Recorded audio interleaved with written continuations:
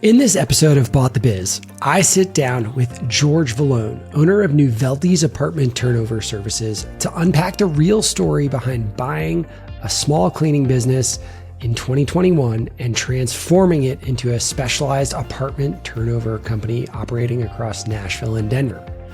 George shares what it was actually like stepping into ownership with just one employee, brutal cash flow lessons after his close, why his biggest advice to searchers is simple: just buy bigger. We also dig into how George found product market fit inside of the business, why apartment turnovers became this winning niche, and how he's now using AI to scale without adding headcount. You're not going to want to miss this.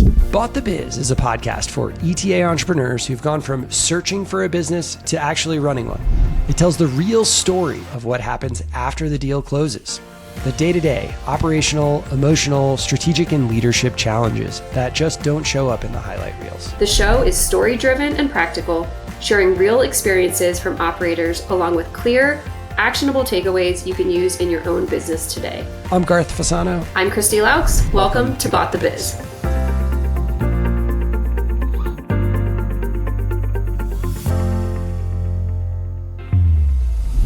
George, welcome to the podcast. I'm so excited to have you on here. This is a crazy blast from the past since we used to live together 15 years ago back in Boston. And now somehow we are both revolving around the ETA world. So I've been so excited to do this with you. Why don't you start off by giving everybody a quick intro about the business you acquired, a little bit of background on you, and then let's dive into what it's been like since you've become the owner and operator.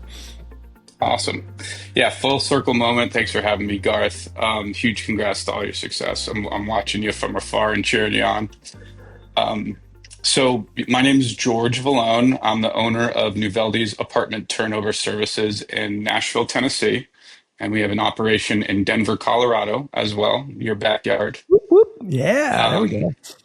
And I acquired a small cleaning company called Nuveldy's in 2021, January 11th of 2021, we closed.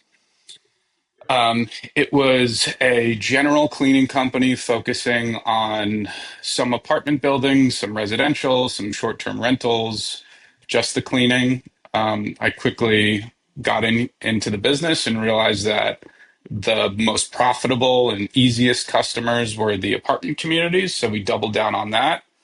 And then I further realized that there was a huge opportunity for us to move laterally within the apartment turnover process, which is in between when one resident leaves the unit and the community needs to get the unit ready for the next resident to move in.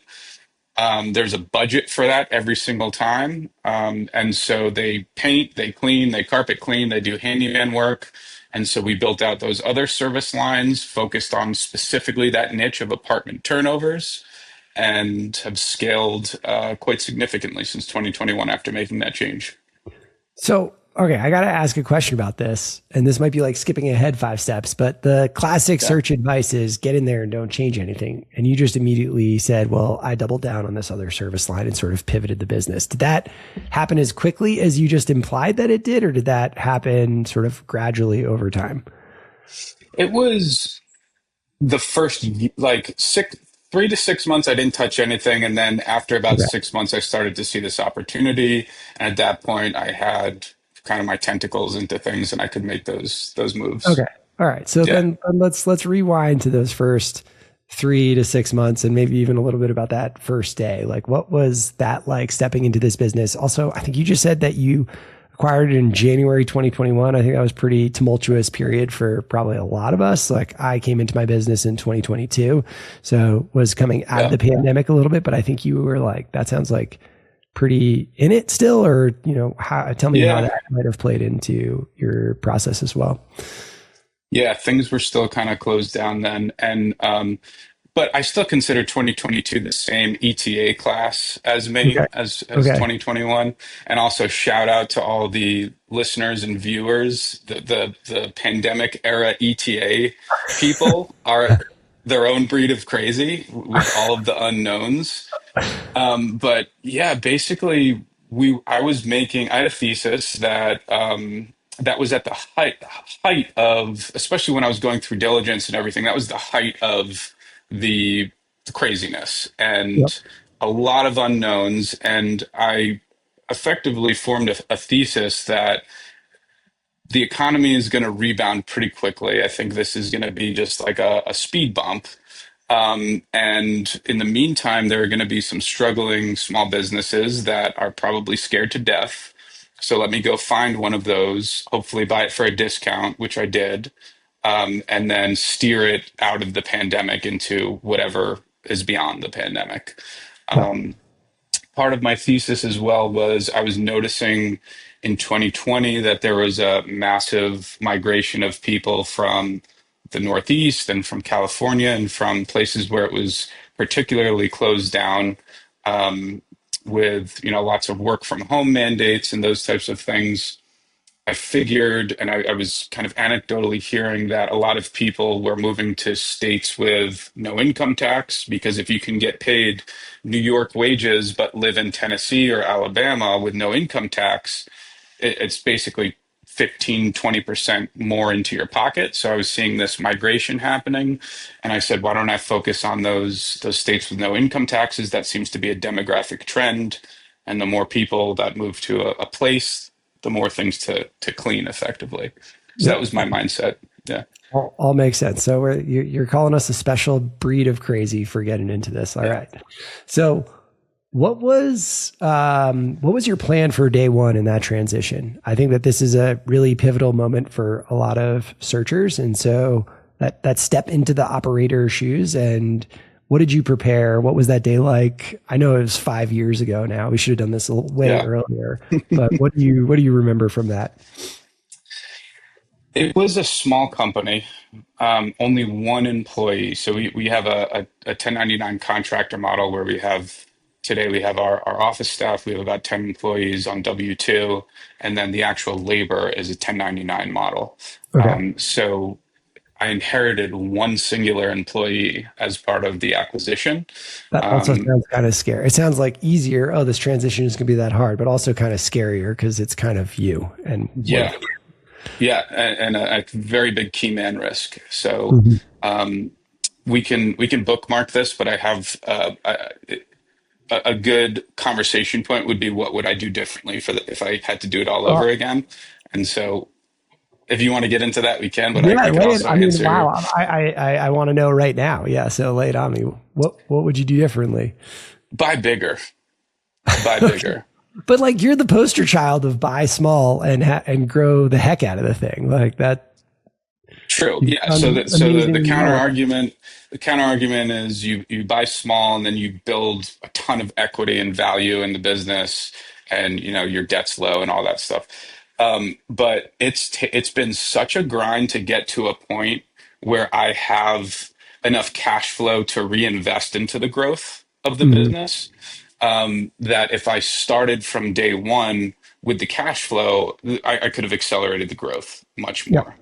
Um, so it's the same amount of headache, I think, to buy a $500,000 business as a $2 million business or something like that. But Yep. with a $2 million business, there's less key man risk, as we just discussed with my singular employee. So I think there's more resilience of a larger business, and then you just have more money to play with to grow the business and accelerate your growth plans. Yep. So the first couple of years was literally me crawling out of that kind of cash flow deficit, if you will, or not having enough cash to reinvest into the business to get it to a point where it is big enough where, okay, now I can start really reinvesting in meaningful ways in the business. I mean, I remember when I was searching, not everyone, but a lot of people said, "Hey, buy bigger," and I was like, "That's kind of scary. I want to buy smaller." And Yeah. I think I bought like 3-5 times bigger than you did, but still sub 2 million price point. And I think my advice going back to myself would be to still buy bigger because I think you still have key man risk. You still have a lot of those risks. I did have cash flow to invest in the business, and I used that to pay down debt a bunch over the first 2 years. But but yeah, I think going bigger will alleviate a bunch of those kind I mean, of. you're going bankrupt if it fails either way, right? Especially if you put a personal guarantee on the business. If it fails, you're going down to zero Right. either way. Uh, So take a bigger swing. that is one way to think about it. I have a hard time encouraging that approach, but I still probably would recommend to myself to buy bigger, and I probably would still do exactly what I did Yeah. in Yeah. hindsight. Okay. Yeah. So doing things to do differently, you would buy bigger. What about like the way you actually manage the transition, given that you did buy smaller, like with one other employee? What did that look like? Did they know beforehand that this was happening? Did you come in and announce that and sort of go out to lunch and, talk about the future, or like, how did that even work? So the single employee was the sister of the previous owner. Okay. And she was involved in all of the diligence conversations. So she was aware of what was going on. Yep. Um, I think there was a little bit of, an introduction and winning over the contractors who are as much part of the team, as the employees Yep. effectively. So there was some convincing to do with them, that, you're in good hands. Um, I made it pretty clear that it was going to be a new business. We're going to do things differently, but that I would have respect for, their working SOPs to date. Um, the immediate transition, I think, was fairly easy because the previous owner was very much just still running the business in that first 30 days. I had a pretty significant seller note on the business, so she was aligned that this needed to go well so that she could get paid her seller note. Yep. And so effectively the first 30 days I was just shadowing the seller.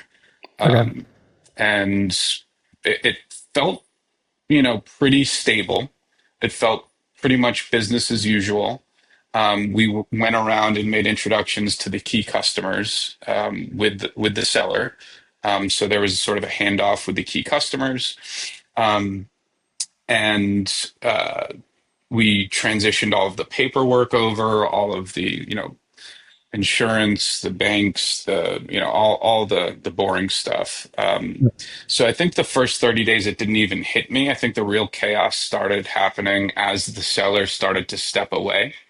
All right. And as I started to really feel some of the kind of nuances and problem areas of the business fall more heavily on my head rather than having the seller be able to handle problems.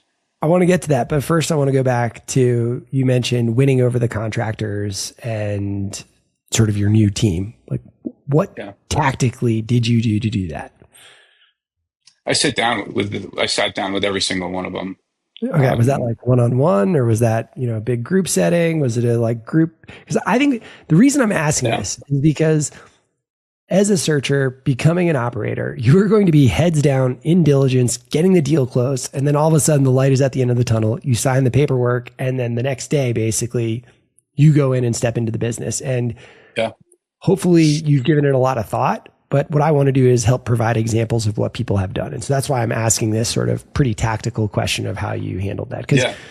you sort of hid the fact that this was a larger team than just one employee, because you did effectively have these contractors supporting your business. Yeah. I mean, I think I think you have to really sell yourself as why this leadership transition is a good thing for them. Yep. And so, and that's not a one meeting sale and close. That's multiple touch points. And I think the first couple touch points is you have to be listening to them and you have to be asking questions. What's going right? What's going wrong? What do you care about? Where's your motivation? And then you have to formulate, it's going to vary situation by situation. What is your pitch to these people as to why they should stay with your company, why they should be loyal to you, why they should be motivated? There, you need to design the carrot and the stick from scratch according to what your vision is for the company, the new Yep. company, and then slowly roll that out, but also, be able to get emotional buy-in from the employees. Like, I think a leadership transition, I'm sure everybody has seen the difference between a good leader and a bad leader. And like, I know I have in my career. I've been at companies where we've had a great CEO and they leave for whatever reason. New CEO comes in, it's kind of a flop, and you just see morale and productivity and motivation tank. And then I've also seen the opposite, where we had a bad CEO, a new CEO comes in, and it's like everybody's got this energy about them. And the difference is the leadership. It's that simple. So swapping out a leader in an organization, it can be like pouring gasoline on that organization, or it could be like putting a wet blanket on the organization. You obviously want to be the gasoline type of leader. So I think it's all about listening and then designing those carrots and sticks that have emotional connections Yep. with the people that you're leading. Yep. I think also a really important thing you said early on is that it's not a one meeting close. Like, this is going to take time. Yeah. And I think that's because you're building trust, and, that is something that can take a while to build and you can destroy instantly. And so I remember during some of these moments was just really sort of going back to what my core values were and what I believed in, and sort of just trying to be a good person and using that as a lot of my foundation. Because I think as a new leader of a small business where you do have a PG, you're going to get hit with a whole bunch of things that seem sort of wild that you won't have been able to anticipate. And I think that's so I imagine some of the questions that you got in those one-on-ones were probably like, you had never had to encounter a question like that in your career in the past. And so figuring out how to answer that, not just creating incentive models, but like, what are my values as a person, as a leader, and how do I want to represent myself, and how do I want that to sort of manifest through this company? So I think, having some grounding in that will be super helpful as well for those conversations. All right. Then you started to say the seller started to exit the business, and then I'll use my words, some cracks started to appear, and you started to realize what you were into. So tell me a little bit about that. What were some of those moments, and what were you realizing as they transitioned out? This one it might be very specific to multifamily in general, but I'm going to try to make it useful in general. The So there's a difference between your P&L modeling in Excel versus how it happens in real life. And it's every business has, its own nuances. I'll bring it in to my business as an example, but we can apply this, I think, to most businesses, which is, so we had an insane cash flow issue those first 6 months, because I didn't understand all of the steps that were required in multifamily for them to pay us as a vendor. So, we're booking jobs, we're doing jobs, our accrual numbers look great. But at around month 2 or 3, it's like, well, the money's not really coming in as I modeled it in my beautiful Excel spreadsheet. So why is that? And so then I needed to go invest. Oh, we're not in compliance with this property, or this property management company is still sending money, to the seller. So many different little examples of just like one little detail being off and the money not being sent to us.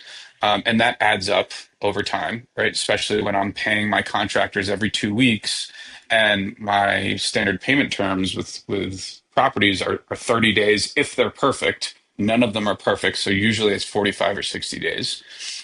So I had to untangle and figure out, I had to just trace it directly to why the money wasn't coming to us, and then solve a bunch of just very nuanced problems, very specific to each property. So I think the general lesson that can be applied to somebody who's taking over a new business is do that beforehand. do that before you close with the business. Have a complete map of, okay, I need to switch over these, remittance addresses to my bank account. Here's how I do that. I need to switch over these portals or these compliance or these payment portals or whatever into my name. Here's how I do that. And do that stuff like the first week with the seller, Yeah. because they'll be familiar with how to do all of those things, and make sure that you have a direct line for that money to get from the customer to your bank account as fast as possible. Map this all out before you close the business. Don't try to do it like I did 2 or 3 months after you close. So how long did it take to get out? I mean, basically it's a like working capital and, accounts receivable kind of issue. How long did it take you to get out of that? So I imagine like you find the problem, you got to map these out. You got to go map, let's say like 30 of these different processes and fix each one and then wait to get paid. So I imagine like hopefully there was a line of credit involved to bridge that gap or, some mechanism to support that. Yeah, there was my personal life savings line of credit. So yeah, yeah, yeah. So I made a loan to the business that didn't get paid back for I think 2 years or something like that. Yeah. But yeah, it was. I think we had our money starting to flow in a steady way, probably around month 4 or 5. Okay. So I had to basically float the business for, we did have some money coming in, the easy customers that I was able to fix, in the first month or two. But the bulk of our AR was coming in, around month 4 or 5. I did an episode recently where I went back in time and I found my pro forma financial model and I shared it and I dissected it on this podcast. And Cool. amazingly, I think year one was like the revenue number was dead on. Really? Yes, it was Nice. it was bonkersly close. Like I just couldn't believe that I actually got it. Like the way we got there was different than what was modeled, but we got there. Yeah. Yeah. I think the bottom line numbers were pretty close too. Cool. Yeah. So that was pretty I'd fun. have to dig mine up. Yeah. Yeah, it was a interested fun to see. exercise to go back and look at like how true was this and where was I wrong and where was I right.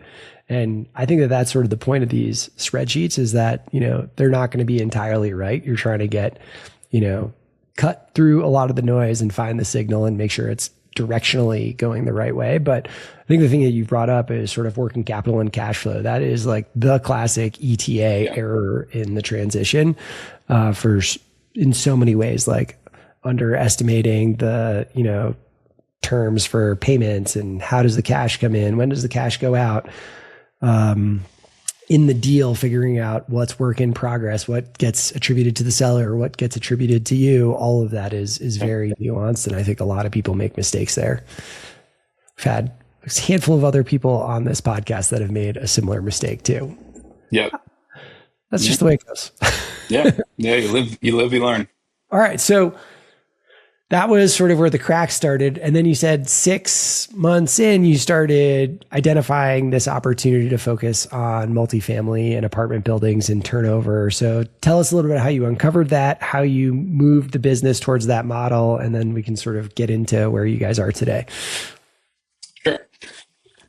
So, I think I started to realize that we needed a repeatable, scalable operating models to deliver these cleans, right? Because and I started to realize that every residential clean or every short-term rental clean that we did was unique versus these apartment cleans they were vacant apartment units with generally the same layout, same general size floor plan. A one bedroom at this property is the same as a one bedroom, more or less, at this property. Versus an Airbnb, they would be asking us to put the pillows back on the bed in a certain way and stack the silverware in the cupboard in a certain way. There were too many details to manage. It was non-standardized. Yep. And so I didn't think that was very scalable. So that was my first sort of hint. And then I started to really think about, if you just the macroeconomic situation of the country. I was thinking that there would be potentially a big market correction coming out of COVID. I think that's where everybody was at mentally in 2021, 2022. And so I said, okay, what's going to survive if we have a downturn? Is it going to be people luxury services, cleaning for houses? No. Are people going to be using Airbnbs? No. Are they going to be renting apartments? Yes. So I thought that that would be more of a recession-proof sector to focus on. So I really started paying very close attention to apartments and how can we scale this and what other lateral services can we add. Was Um, was this an yeah, easy realization, or was it like, as I'm trying to play back when I came up with ideas in my business, and yeah, in hindsight it sounds like, oh yeah, like this is happening, that's hard, so I'm going to go this way because it's easier. yeah. I imagine though it was more like, oh no, like I've bought this business that's got this incredibly complex like operating model with Airbnb cleans, like so many details, is going to be hard to scale. Like how my, and then so that was the challenge. And then over time, it wasn't like this magical epiphany instantly. Oh, we're going to go to turnover. Or was that easier than it sounded? I think you said it. It's you be like water, right? Bruce Lee, like flow, like where's the river taking us? It's like, oh, these Airbnbs are really hard and I'm getting yelled at a lot by these customers. So I'm going to veer away towards the customers that are happy with what we're doing, that are paying, and there's a ton of opportunity there. So I think it was intuitive at the Okay. time. I don't know. This was 5 years ago. I have rose-colored glasses, but Yeah. it's yeah. I mean, in hindsight, yeah, it was just the way that I think the business was directing me. Almost, I was Yeah. almost listening to the business. Yeah, Okay. That's good. I think that's helpful for people because I think as you see some of these challenges, it's in hindsight, it seems like, oh, here's the problem, here's the solution. yeah, But those things didn't come hand in hand, but you are guided by what is making sense, what's working well. And so it's not like you're in this glass tower making these strategic macro decisions. It's a little bit of a combination of all of that and then bringing in your perspective from your prior career to help make these decisions and maybe accelerate it and get that happening faster. But I think the big news is that like your focus on apartment turnover has been fantastic for the business, and now you've expanded into new markets. So, give us a little bit of the update of where things sit today and where you're headed and what you're up to. yeah. So we have a full sort of turnkey apartment turnover offering right now, where all you have to do is say, "Hey, I got my residents moving out on the 5th. The next one's moving in on the 12th. I need these services," and you have one phone call to make, one invoice to get. Our customers absolutely love that. It's pretty unique to the Nashville market is one vendor to use for the entire turnover. I know there are some other businesses doing it in other markets, but it is unique here, and I think it makes us really sticky. And our customers they're property management companies. I have a lot of empathy for our customers. I have to, right? As a business owner, developing a service for people. I think that would be a good takeaway for listeners is to get inside the mind of your customers, develop empathy. What are their pains? What keeps them up at night? What do they get comped on? Like a lot of our property managers get comped on decreasing the vacancy time Mhm. in between residents. So if we can get all of the units in a 300 unit building, if we can reduce the turnover time from 8 days to 5 days, that has real bottom line impact for them, and they usually get bonused on that bottom line impact. So how can we develop a service that fits within that incentive structure for our customers? Mhm. So it's been really sticky, I think, because we take really good care of our property managers. We want to make their lives easier, not harder. And I think we're pretty unique, at least in Nashville and Denver, in that we're super reliable and we operate like a modern company. I think a lot of our competitors can be either mom and pop shops or too big to care about any specific customer. I think we're sort of right in that sweet spot where we're big enough to act like a modern company, but we're small enough where we can have personal relationships with all of our customers. Yeah, so we've today we're operating in about 150 communities, about 25,000 units that we kind of oversee the turnover process for. National Apartment Association has turnovers occurring in 46% of an apartment building's units on an annualized basis. So if you have a 100 unit building, 46% of those units are going to turn over in 1 year. So it's helped that it is very sort of predictable and repeatable reoccurring revenue for our company, and that's enabled us to continue to sort of lay the tracks down for our growth as we drive the train, if you will. So, Which, yeah. yeah, what has that growth story been like? You went from one employee, now you said there's about 10. And so like, what was your first next hire to make your life easier? How did that, or, how did you build that organization? Okay. So I might embarrass myself a little bit on this, but I think it's I love this now. This is great. I think it's worth the sophisticated buyer of a business will know this. Okay. I was not a sophisticated buyer when I first started.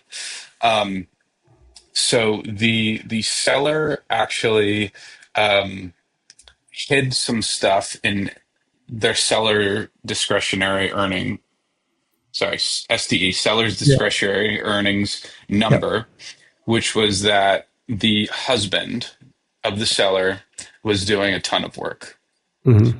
and not reporting it. So in other words, the SDE looked like it was 350K. It really should have been 350K minus his salary, which would have been 80 grand, 90 grand, something like that, Yep. when I bought it. So the first person that I hired was to replace the husband of the business. So that was an unexpected expense, but it was necessary to run the business. It was essentially a field operations manager, so somebody that was out inspecting units after we had done a job, Yep. trying to catch quality errors before, hopefully before the customer did. Yep. Yep. Makes Yep. sense. And that was necessary because couldn't I needed to be in the office solving our cash flow issues, working on the roadmap and stuff like that. I couldn't be out in the Yep. field. So I was like, I just need to bite the bullet, hire somebody to just be my eyes and ears out in the field Yep. for now. So that Got was it. the first hire that I made. Yeah. And what does the org look like today across those 10 people? So we have we have Practice. we have an office staff. So they field scheduling, customer support. We have a contractor sort of coordinator. So that's somebody Yep. who's sitting there all day long, helping our contractors out in the field. Like, I'm locked out of this unit. I need an extra, I need to put in for a scope change on this job, yada, yada. We have 3 people out in the field now doing quality assurance. So they drive around all day long, and they inspect units after we've completed a project. They're looking for quality mistakes. And then we have a really robust system of sort of tracking those errors, tying them back to the original contractors, and then using that to train the contractors. Mm-hmm. So we're constantly trying to level up our contractors by training them on mistakes that either our QA team finds or that the property hopefully doesn't find, but Right. sometimes that happens. Got it. Then we have a VP of operations overseeing sort of the general day to day. Yep. And then we have 3 out in Denver with a similar model, but we have a shared sort of centralized back office in Nashville to do the scheduling, customer service, invoicing, Perfect. those types of things. Yeah. Makes sense. Okay. this is, I think, going to be my last question, kind of wrapping us up a little bit. But Yeah. I think a lot of folks in the small business ETA space, whether they're an operator or a searcher today, are thinking a lot about AI and technology, what's coming, what industries are going to get disrupted. Tell us a little bit about how that is affecting you or not affecting you and what your thoughts are about that. Yeah, it's an interesting topic. Obviously, it's changing so fast right now. I think it's a great time to be an owner of a business because this is transformational stuff that if you can be on the front end of it, you can really use it to drive growth and beat out market share, really, to win market share from other businesses that aren't using it. The way that I'm leveraging AI right now is to decrease our sort of fixed operating cost. So I think with AI, if I wanted to scale this business, I have a personal goal to triple the business in the next 5 years, right? And so, Yeah, buddy. in order to do that without AI, right, I would have to linearly scale my office staff and sort of the support services that go around the actual service that we do. Yep. I think with AI, we're working on a project right now, complete sort of tech transformation. We're literally in the trenches installing it right now. So going over every single workflow in the business, mapping it to this new tech stack that we've built, which is heavily involved in using AI. With this new tech stack, I won't have to linearly scale headcount to scale the business. I think we probably will be able to support 3 times the amount of business with the exact headcount that we have right now. I really think that's the magnitude of impact that it's going to have on our operations because decisions are going to be getting made without a manual touch point. And that's really what it comes down to is we have about 300, we're doing about 300 jobs per week right now, which it's the slow season. We'll get up to about double that in July, August when we peak. Yep. And each of those jobs could require a manual touch point, whether it's, hey, I'm locked out of this unit. Can you get a code from the property manager? Whatever it is. So it's all about automating all of those little manual touch points so that decisions can get made without a human being involved. That is amazing. So you're in it too, like you're building this yourself. That is awesome. I think my advice to a lot of people is very similar to what you just said. Like if you're not in the game, you don't get to participate in this transformation. If you're in the game, there are many opportunities to play in some way or another. So you could take the angle of like, I'm afraid of this, things are going to change. Or you could say, well, obviously things are going to change and I'm going to be a great person to lead a company through this transition. So I think that's a really powerful, fun idea. So if you're able to triple the business and keep your headcount, basically you're going to, maybe this isn't quite right, but you can pretty much like 3x your gross margins. And so that would be wild because you are effectively a services company, but maybe you're going to start to think about this business in a different way in a couple of years. Yeah, I think so. I think it's a tech-enabled service business that we're doing right now. There could be a world in which we white label this for other companies or franchise or license our tech stack to other companies. But I also fear a little bit about over expanding my focus. And so I actively every week have to be like, okay, don't go chase those things. Focus on what we're doing here, what we're good at, what our niche is. And focus on delivering value for the customers. So one of the big things that we're focused on with this initiative is improving the customer experience even more. But I think that is directionally where we're going is to really increase operating margins and growing top line and keeping sort of our fixed costs as flat as possible with this. So. Dude, I love the vision. That's amazing. And this is the time to be doing it. Anything you want to wrap us up with, George? I Just shout out to the ETA people. If you're thinking about doing it, you can contact me if you need advice or anything like that. There were a lot of people that I talked to when I was going through the process that helped me out. I think I want to return the favor. Highly encourage people to go down this path, especially with AI and all of this disruption that's happening right now. I think being an asset owner, the owner of a business, is one way to hedge against some of the maybe labor changes that are going to happen in the future. Um, so, highly encourage it. It's changed my life financially, personally. It's the most rewarding career step I've ever made. So, if you're thinking about doing it, think really, really hard because it is something where you can't half step it. You're either all in or all out. But if you do decide to do it, I think there's a good chance that it's going to change your life too. So, um, happy to help if anybody needs any help or has any questions out there. +1 to everything you just said. That's amazing. Thanks so much, George. Thanks for coming on. Okay. Thanks. See ya.